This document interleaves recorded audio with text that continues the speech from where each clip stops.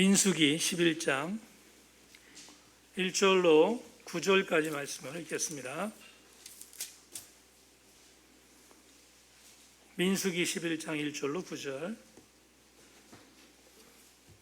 구약성경 213페이지에 나와 있습니다. 제가 말씀을 봉독하겠습니다. 여호와께서 들으시기에 백성이 악한 말로 원망하매 여호와께서 들으시고 진노하사 여호와의 불을 그들 중에 붙여서 진영 끝을 사르게 하시매 백성이 모세에게 부르짖음으로 모세가 여호와께 기도하니 불이 꺼졌더라.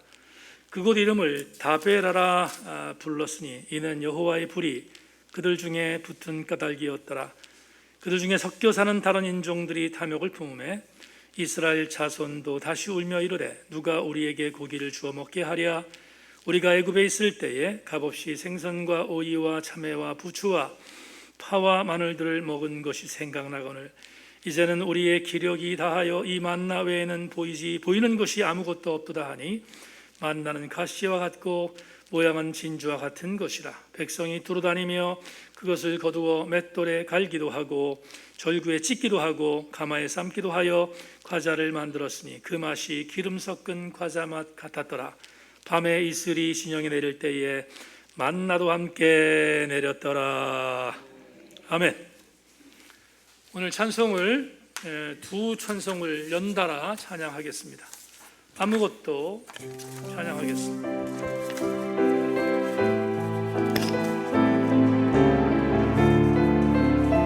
기도하는 마음으로 찬양하겠습니다. 아무것도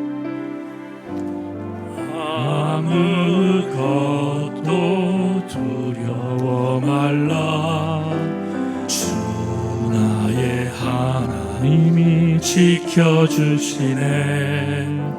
놀라지 마라. 겁내지 마라. 주님 나를 지켜주시네. 아무것도 두려워 말라. 주 나의 하나님이 지켜주시네.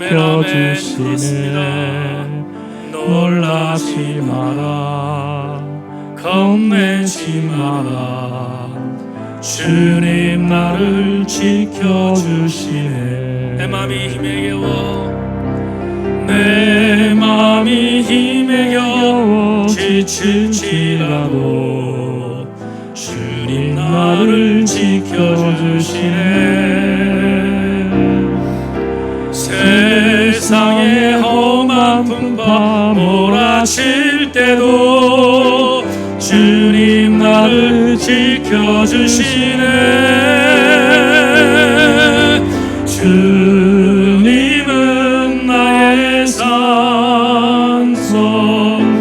주님은 나의 요새, 주님은 나의 소망, 나의 힘이 되시며 주님은 나의 산성, 주님은 나의 산성, 주님은 나의 요새, 주님은 나의 소망, 나의 힘이 되시며 주의 인자가 생명보다 나을 내 입술이 여호와를 찬양하리. 내 평생에 주를 찬양하며 주의 이름으로 내 손 들리.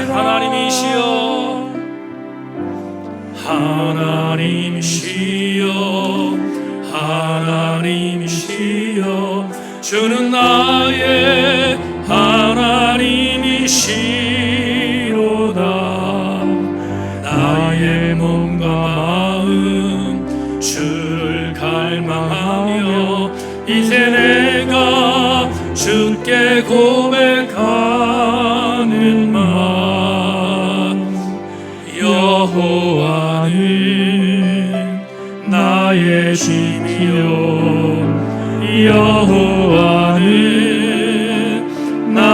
내 구원이시니 내가 누구를 두려워하리요. 여호와는 생명의 피난처시니 주의 인자가 생명보다 나으로 내 입술이 여호와를 찬양하리. 내 평생에 주를 찬양하며 주의 이름으로 내 손들 주의 인자가 생명보다 나으로 내 입술이 여호와를 찬양하리. 내 평생에 주를 찬양하며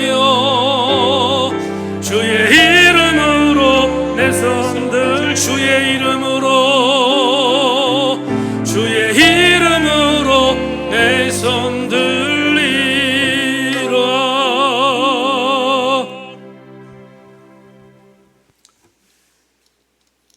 주님이 나의 산성임을 믿는 자는, 주님이 나의 요새임을 믿는 자는, 주님이 나의 반석이심을 믿는 자는 코로나19에 굴복하지 않습니다.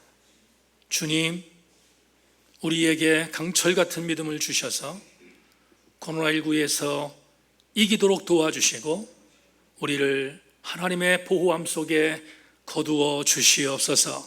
주의 말씀을 나누겠습니다. 하나님, 주의 말씀의 은혜가 우리 모두에게 임하게 도와주시기를 소망하며 예배당을 빠져나갈 때는 감동의 시간이 되게 하여 주옵소서. 예수 그리스도 이름으로 기도하옵나이다. 아멘.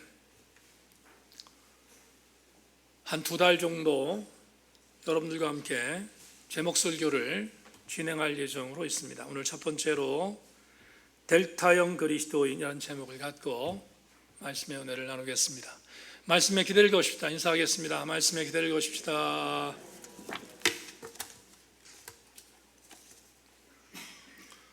우리는 새벽 큐티를 통해서 출애굽기 여행을 지금 하고 있습니다. 큐티 본문에서 줄곧 가장 큰 비중을 두고 다룬 사건은 출애굽 사건과 그리고 시내산 사건, 그리고 더불어 시내산 난장 사건이 중요한 이슈로 함께 우리가 살펴보고 있고, 새벽 지기들은 이 일들을 함께 가지고 큐티하고 있습니다. 지도자였던 모세는 외롭고 아슬아슬한 이스라엘을 이끌기 위해서 시내산에 2번이나 오르는 치열한 하나님과의 교제를 이어갔습니다. 반면 지도자 모세가 그렇게 목숨을 건 행보를 했건만 이스라엘 공동체와 그들을 부안해동하였던 또 다른 제2선 그룹의 지도자들은 시내산 밑에서 금송아지를 만드는 지저분한 난장판을 버렸고, 그로 인하여 하나님이 분노하셨습니다. 모세와는 정반대의 길을 간 것입니다. 하나님은 분노하셔서 이스라엘을 진멸하겠다고 결심하셨습니다. 그러나 모세가 목숨을 건 생명의 중보기도로 인하여 이스라엘은 진멸의 위기를 모면하게 되었습니다. 하지만 하나님은 당신의 노를 완전히 거두신 것이 아니라, 진멸은 내가 하지 않겠지만 가나안에 이스라엘과 함께 올라가지 않겠다고 하셨습니다. 그러자 가나안에 하나님께서 함께 하시지 않는다는 이야기를 들었던 모세는 하나님이 함께 하시지 않은 가나안은 들어갈 수도 없고, 만에 하나 들어간들 그게 무슨 의미가 있겠는가 생각하여 다시 목숨을 건 기도로 중보합니다. 하나님, 우리와 함께 가시지 않으면 나도 가지 않겠습니다 라고 때를 쓰며 중보했습니다. 그러자 하나님께서 이런 목숨을 건 모세의 기도에 응답하셔서 당신의 뜻을 돌이키셨습니다. 그리고 하나님께서 내가 이스라엘과 함께 가나안에 올라가겠다고 약속하셨습니다. 오늘 본문은 이렇게 피말리는 모세의 중보 기도 이후에 하나님께서 함께 가겠다고 명령하여 함께 동행하신 지 3일 되던 날의 기사입니다. 딱 3일이 지난 뒤에 기사라는 것을 여러분들이 주목해 주기를 바랍니다. 시내산에서 떠난 이스라엘 공동체는 다베라라는 지역에 도착했습니다. 학자들은 이 다베라가 어디인지에 대해서 알지 못한다고 말합니다. 다만 조금 이따 말씀드리겠지만 기브롯 핫다와 민수기 11장 4절에 나오는 기브롯 핫다아와로 가는 여정에 있는 한 지역이라고 추측할 뿐입니다. 그런데 오늘 이 다베라에서 불과 시내산 난장의 위기를 극복한 이스라엘 공동체가 다시 범죄함을 고발하고 있습니다.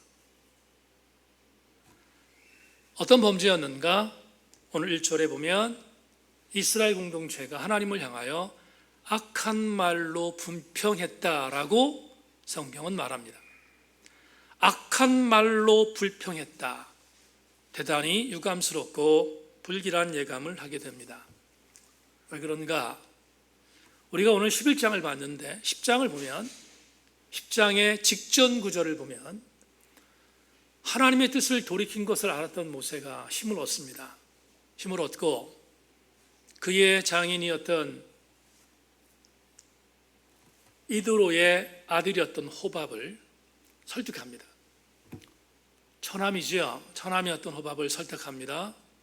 설득해서 처남, 우리가 가나안을 갈 건데 가나안에 함께 올라가자 이렇게 설득합니다. 그러자 미디안 사람이었던 호밥이 거절하지요. 거절할 때 모세가 처남과 함께 하고 싶어서 그가 긍정적인 하나님의 말씀을 함께 전합니다. 그 내용이 뭔가 하면 민수기 10장 29절과 32절에 걸쳐 두 번이나 연속해서 나온 것인데 이겁니다. 여호와 우리 하나님께서 가나안에 올라가는 우리에게 복을 줄 것입니다. 우리에게 복을 줄 것이니 같이 가자고 설득합니다. 다시 말하면 모세는 장밋빛 청사진에 흥분하고 있었다는 것입니다. 그런데 이렇게 모세는 하나님께서 당신의 백성들에게 복을 줄 것이라고 믿고 있었는데 11장을 갔더니 히브리 백성, 이스라엘 백성들이 적반하장으로 하나님에게 악한 말로 불평을 했다는 것으로 시작하는 것을 보면 대단히 불길하지 않겠습니까? 하나님은 불과 3일 만에 다시 악한 말로 당신을 공격하는 히브리 백성들을 향해서 심판하십니다. 본문 1절과 2절을 읽겠습니다. 여호와께서 들으시기에 백성이 악한 말로 원망하매 여호와께서 들으시고 진노하사 여호와의 불을 그들 중에 붙여서 진영 끝을 살아게 하시매 백성이 모세에게 부르짖음으로 모세가 여호와께 기도하니 불이 꺼졌더라. 노란색 잘 다시 한 번만 읽어보시기를 바랍니다. 1절 전반절에 악한 말로 원망했다라고 하는 이 악한 말, 이게 뭘까? 학자들은 악한 말이 어떤 말인지에 대해서 이렇게 추측합니다. 아마도 이 다베라 지역도 광야였기에 물 부족에 대한 원망이었을 것이다 라고 해석합니다. 물이 부족한 것에 대해서 불판하는 것은 이번뿐이 아니었습니다. 마라에서도 그랬고 르비딤에서도 그랬습니다. 그때마다 하나님이 물을 주셨던 것을 우리는 이미 출애굽기에 민수기의 기록에 의해서 알 수 있습니다. 그런데 다시 또 범죄하는데 아마도 물 부족 때문에 시비하고 원망을 거듭하는 히브리 공동체를 하나님께서 좌시할 수 없어서 심판을 내리셨는데 그 심판이 뭐냐? 1절 중반절에 분명히 이렇게 말합니다. 여호와의 불을 그들 중에 붙여서 진영 끝을 살아겠다. 진영 끝으로 불을 내리신 것입니다. 여러분, 불 내렸다는 말을 우리는 거부감 없이 받을 수 있습니다. 갈멜산에서도 하나님은 엘리야의 기도에 응답하여 불을 내리셨잖아요.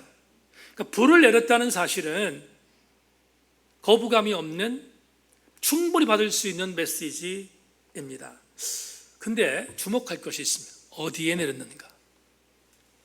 어디에 불을 내렸는가는 중요합니다. 오늘 본문에 분명히 말하기를 진영 끝을 불살랐다 이렇게 말합니다. 진영 끝이라고 말합니다. 여러분, 진영이라는 말이 성경이 많이 나옵니다. 진영이란 말보다는 진이란 말이 많이 나오죠. 진이 많이 나오는데 이 진을 설명하겠습니다. 진이 뭐냐? 진을 영어로 corpse라고 하는데 이걸 번역하면 병영 혹은 부대라고 합니다. 우리 남자분들 군대 갔다 오실 분들 아시겠습니다만은 지금은 슬랍으로 벽돌로 많이 지었지만 옛날에 제가 군에 있을 때만 하더라도 전부 다 거의 깡통 지붕과 같은 것으로 만든 임시 숙소였습니다. 네오만도 마찬가지고 여러 가지의 그런 숙소들이 전부 다 깡통으로 만든 임시 숙소였습니다. 왜냐하면 전쟁이 나면 모두 다 그것들은 이동해야 할 장소이기 때문에 그렇습니다. 그래서 여러분, 병영이라고 하면 병영은 임시 거처들로 만들어진 지역, 그래서 영어로 corpse라고 합니다. 그런데 이스라엘 진이 그랬습니다. 왜 그럴까요? 왜 이스라엘 진이 병영이었을까요? 이유는 그들도 장막에 거주했기 때문입니다. 장막에 거주했다는 말은 하나님께서 이스라엘 신앙 공동체에게 떠나자 그러면 떠나야 되기 때문에, 머물자 하면 머물러야 되기 때문에 그들은 모두 다 장막에 거했습니다. 그래서 장막에 거했다고 해서 진이라는 말을 씁니다. 자, 그런데 이 진을 해석해야 되겠습니다. 조금 더 해석해야 되겠습니다. 진은 위에서 만약에 오늘의 기구이 드론을 갖고 촬영을 했다 칩시다. 그러면 십자가 형태가 만들어집니다. 왜 그런가? 정 가운데 성막이 있습니다. 성막, 하나님의 성막이 정 가운데 있습니다. 그리고 정 가운데를 중심으로 해서 동서남북으로 지체들이 장막을 칩니다. 맨 오른쪽 동쪽에는 여러분 잘 아시는 모세와 아론과 그의 아들들이 동쪽에 진을 쳤습니다. 동쪽에, 성막 동쪽에 아론과 모세와 아론들의 아들들이 장막을 쳤다. 서쪽은 여러분 야곱의 12아들 중에서 세 번째 아들이 누구예요? 레위잖아요. 레위 지파는 제상 지파인데 레위의 아들 3명이 서쪽과 남쪽과 북쪽에 위치했습니다. 게르손, 고앗, 무랄이라고 하는 레위의 3 아들들이 장막을 남쪽과 서쪽과 북쪽에 진을 쳤습니다. 그 다음에 이스라엘 12지파잖아요. 12지파인데 세 지파씩 다시 그 가장자리에 진을 칩니다. 그러니까 그 광경을 보면 위에서 드론으로 촬영했다는 걸 전제할 때 십자가 형태를 보게 되는 것입니다. 여기까지 여러분들이 이해하는데 어렵지 않을 거라고 생각하는데, 또 한 가지 중요한, 오늘 여러분에게 소개할 진영 끝을 이해하도록 만들기 위해서 소개합니다. 동서남북에 십자가 형태를 만들었습니다. 광야 공동체에서 병영을 만들었던 이스라엘 공동체는 십자가 형태로 거주하게 됐습니다. 그건 하나님의 율법이었습니다.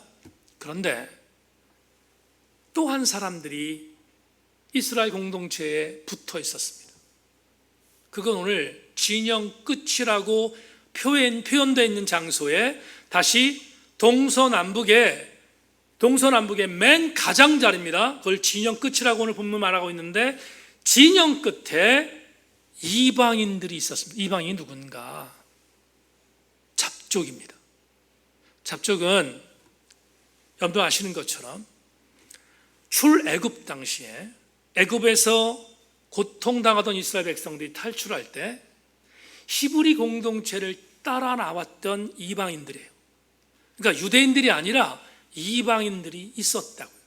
그 잡족들까지 이스라엘 공동체는 그들을 포용해서 그들이 따라 나왔는데, 그들은 12공동체에 들어가지 않으니까 12공동체가 동서남북에 세 지파씩 진을 친 마지막 테두리를 이방 공동체 잡족들이 거주했다. 그러니까 다시 한번 얘기합니다. 드론으로 보면 아주 정확한 십자가 형태를 취하게 되었다. 이렇게 여러분들이 이해하시면 됩니다. 제가 왜 오늘 이렇게 세밀하게 말하는가? 본문 4절을 보겠습니다. 여러분 4절로 들어가겠습니다. 그들 중에 섞여 사는 다른 인종들이 탐욕을 품음에 이스라엘 자손도 다시 울며 이르되 누가 우리에게 고기를 주어 먹게 하리. 여기 나오는 섞여 사는 다른 인종이라는 말이 나오잖아요. 섞여 사는 다른 인종이 누구냐? 잡족입니다. 그런데 이들이 거주했던 것은 뭐냐면 진영 끝자락이었어요. 진영의 맨 끝자락에 이들이 모여 살았습니다. 마찬가지 이들은 동서남북에 진을 쳤을 걸로 예상됩니다. 그러면 도대체 섞여 사는 다른 인종이 누군가? 섞여 사는 다른 민족이 잡족이라 했습니다. 이방인이라고 했습니다. 여러분들에게 조금만 더 부연하겠습니다. 프린스턴 대학의 데니스 월슨 교수가 쓴 주석에 섞여 사는 다른 인종을 이렇게 번역했습니다. 11장 4절에서 어중이 떠중이 혹은 오합지졸로 이루어진 군중은 애굽에서 즐겨 먹였던 고기와 다른 음식을 그리하며 선동하였다. 애굽에서 탈출할 때 함께 끼어든 비이스라엘 사람들을 지칭하는 말이며, 출애굽기 12장 38절에서는 그들을 중다한 잡족이라고 불렀다. 여러분, 분명한 사실은 잡족이죠. 이방인입니다. 12지파에 들어가지 못하는 잡족입니다. 그런데 데니스 올슨이 아주 쉬운 표현을 썼습니다. 뭐라고요? 어중이 떠중이. 어중이 떠중이라는 말로 잡족을 표현하고 있습니다.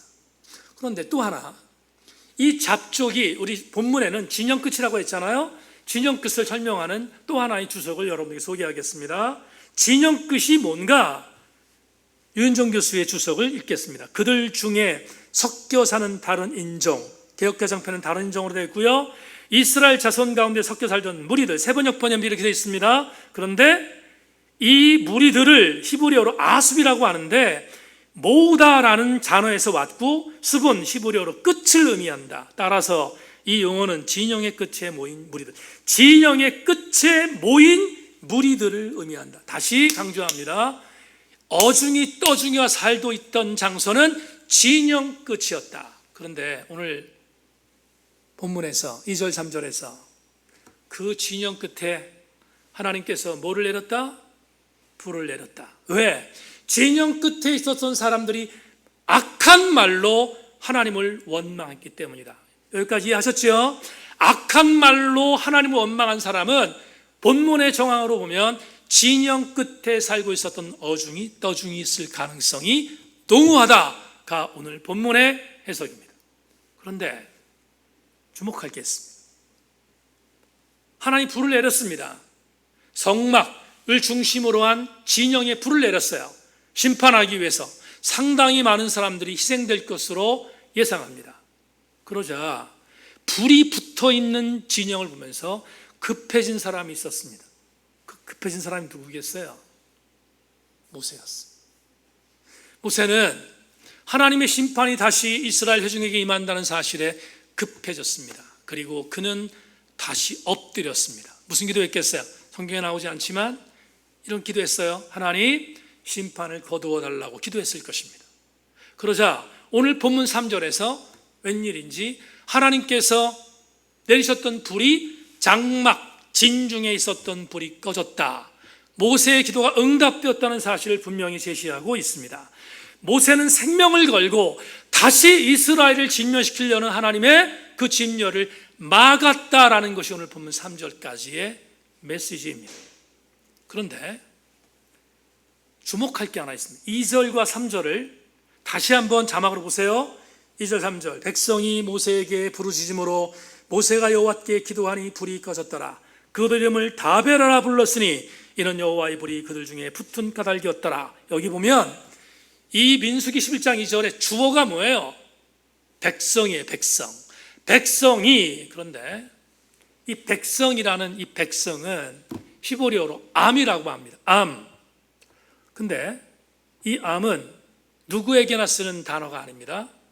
암은 12지파에 해당되는 사람을 부를 때 쓰는 단어예요.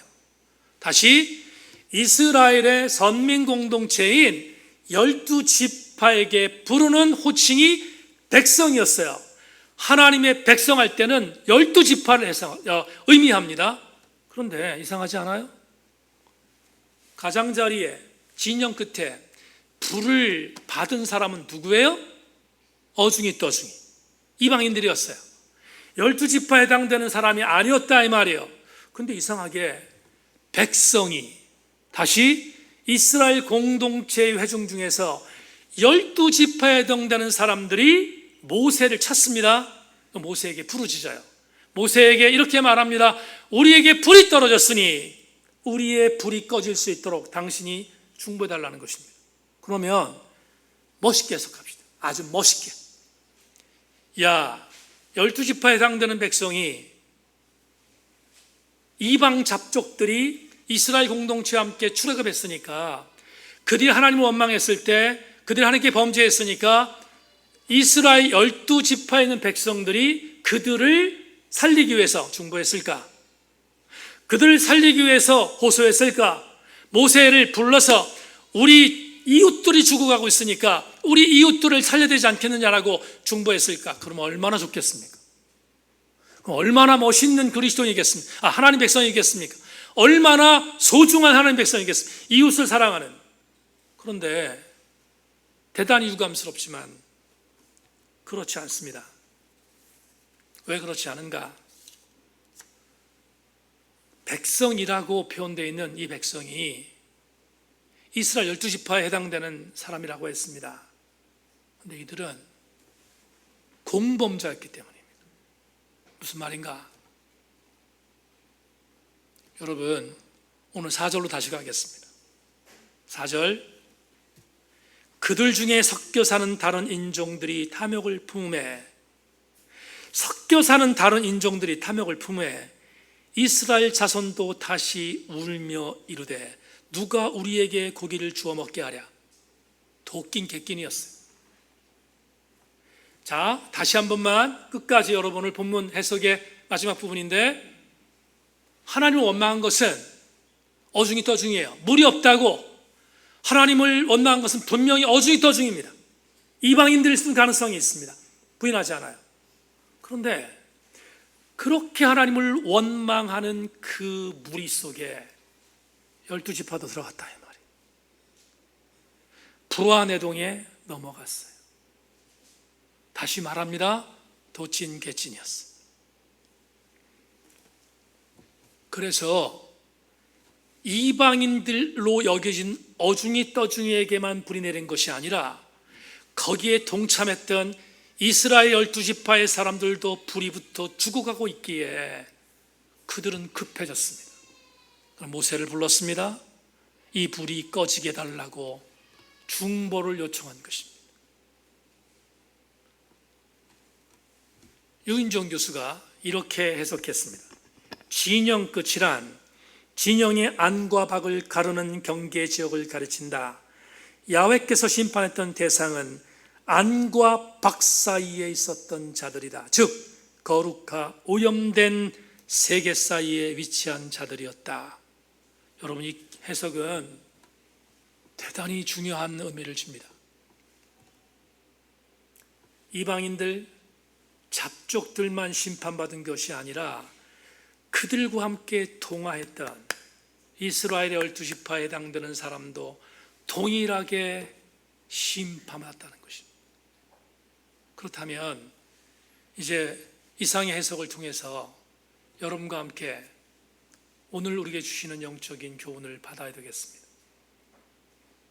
진영 끝에 있는 자가 누구입니까? 진영 끝에서 불 받은 자들이 누구입니까? 누가 진영 끝에 있었던 사람입니까? 저는 오늘 설교 제목으로 정했습니다. 적어도 하나님의 심판의 불을 면할 수 없었던 자들은 끊임없이 변질되는 델타형 종교인들이었습니다. 제가 그리스도인이라는 말을 안 썼습니다. 델타형 종교인들이었다.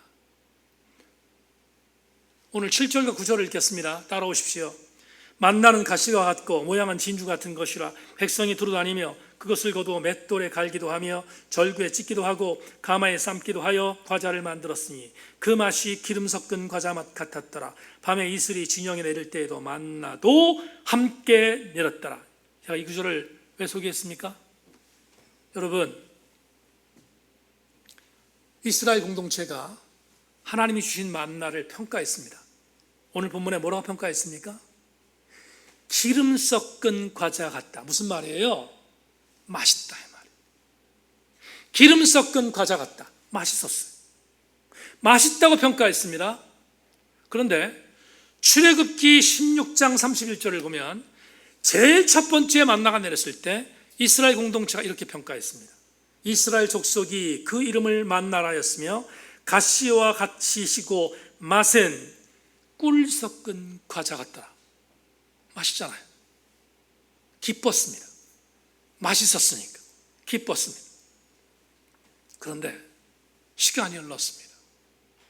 매일마다 먹는 만나 메추라기 실증났습니다. 지겨워졌습니다. 그래서 그들은 시간이 흐른 뒤에 만나를 이렇게 평가합니다. 민수기 21장 5절 백성이 하나님과 모세를 향하여 원망하되 어찌하여 우리를 애굽에서 인도해 내어 이 광야에서 죽게 하는가. 이곳에는 먹을 것도 없고 물도 없도다. 우리 마음이 이 하찮은 음식을 싫어하노라. 꿀 섞은 과자, 기름 섞은 과자가 뭐로 바뀌었어요? 하찮은 음식으로 바뀌었어요. 질문하겠습니다. 여러분, 만나의 맛이 바뀌었습니까? 여러분 대답 어떠세요? 만나의 맛이 바뀌었습니까? 하나님이 주신 만나의 맛이 바뀔 리 있습니까? 바뀌지 않아요. 그러면 뭐가 문제입니까? 하나님이 주신 만나의 맛이 바뀐 게 아니라 이스라엘 신앙 공동체가 변질한 거잖아요. 만나의 맛이 바뀐 게 아니라 만나를 주시는 하나님이 실증난 거잖아요. 여러분, 지금 우리나라를 비롯하여 전 세계를 공포의 도가니로 몰고 있는 코로나19 바이러스의 유형이 델타형입니다. 델타형. 왜 델타라고 하는가? 헬라어 단어의 네 번째 단어가 델타입니다. 코로나19의 바이러스가 맨 처음에 생겼을 때 그 바이러스의 명명을 알파라고 했습니다. 조금 변이 돼서 베타라고 했습니다. 브라질 쪽에서 감마가 발생했습니다. 그런데 지금 인도에서 변이된 바이러스가 델타입니다. 여러분에게 이렇게 한번 말씀드리고 싶습니다. 코로나19 바이러스가 왜 변이됩니까? 변이되는 이유가 뭘까? 바이러스는 인간의 숙주입니다. 인간에 들어가야 삽니다. 그런데 백신이 개발됐습니다. 치료제가 개발됐습니다. 바이러스가 설 수 있는 자리가 없습니다. 그래서 바이러스는 똑똑해졌습니다. 인간이 백신을 만들자 인간을 숙주로 하여 내가 살기 위하여 또 다른 유전자의 단백질을 변형시켜서 변이 바이러스를 만든 것입니다. 지금 델타까지 나왔습니다. 근데 델타에서 끝날까? 그렇지 않을 것 같습니다. 델타 다음에 엡실론, 제타, 에타, 그리고 이렇게 가다가 시그마, 타우, 맨 마지막 오메가까지 변이 되지 말라는 법이 어디 있습니까? 아마도 인간의 욕심을 버리지 않는 한 변이 바이러스는 계속 발전하여 변이 될 가능성이 있습니다. 설교 준비하다가 이런 생각이 들었습니다. 잡족들 비난받아야 합니다. 하나님께서 물을 주셨는데 또 물이 없다고 원망하는 잡족들, 어중이 떠중이들 비난받아야 합니다. 왜? 그들은 하나님의 은혜를 잊어버렸습니다. 근데 100번, 1000번 양보합시다. 100번, 1000번을 양보해서 그들은 히브리 공동체 사람이 아니니까 하나님의 정체성이 약할 수밖에 없다. 그러니까 하나님을 원망했다. 우리는 1000번, 100번 양보하여 그렇게 해석할 수 있습니다. 문제는 뭐가 문제인가? 어중이 떠중이들이 부안해동하여 하나님을 원망할 때 똑같이 하나님을 원망했던 히브리 백성들은 더 비난받아야 되지 않겠습니까? 왜 그렇습니까? 그들은 하나님 백성이었잖아요.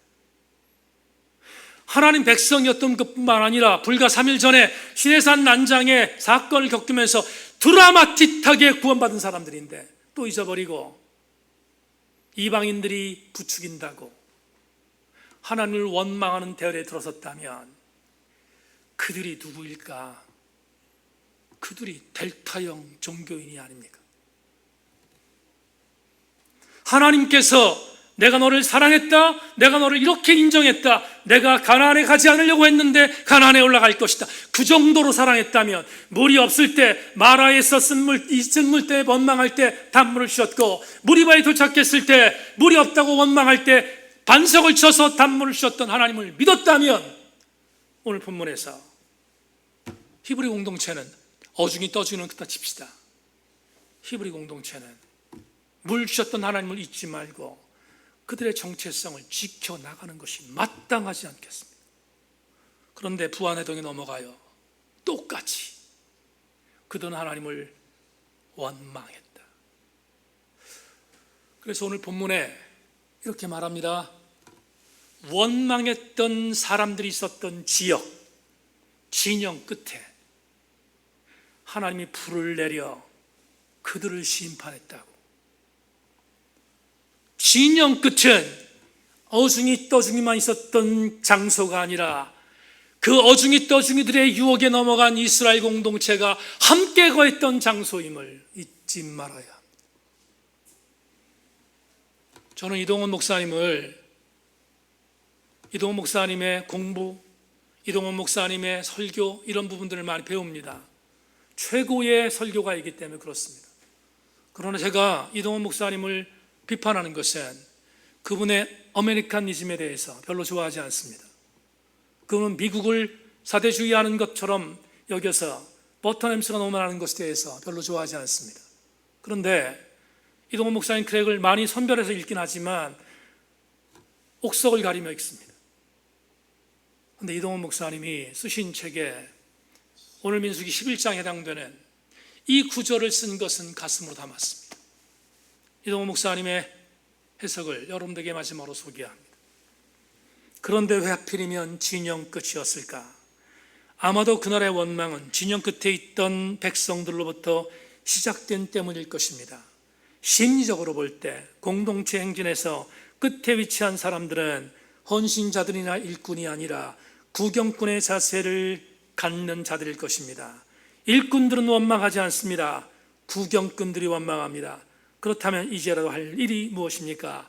구경꾼의 자세를 청산하고 주 앞에 나와 주의 은혜를 경험하고 그 은혜를 기억하며 살아가는 것입니다. 성도 여러분, 이동원 목사님의 말이 맞지 않습니까? 여러분은 진영 끝에 있습니까? 아니면 진영 끝 안으로 들어와 성막 근처에 있습니까? 여러분들은 진영 끝에 있는 구경꾼들입니까? 아니면 성막에 가장 가까운 신실한 그리스도인들이십니까? 말씀 맺겠습니다. 지금은 하소촌이 만들어져서 걸을 때 하소촌을 걷습니다. 근데 하소촌을 걷기 전 강제동의 둘레길을 걸었습니다. 강제동 둘레길을 걷는데 걷다가 한 고기를 판매하는 고깃집을 발견했는데 그 고깃집의 간판에 실려 있는 문장이 저에게 와닿았습니다. 그 고깃집 사장의 생각이 대단히 기발하다 생각했습니다. 그 고깃집에 쓰여 있는 간판에 이렇게 쓰여 있습니다. 인생은 고기서 고기다.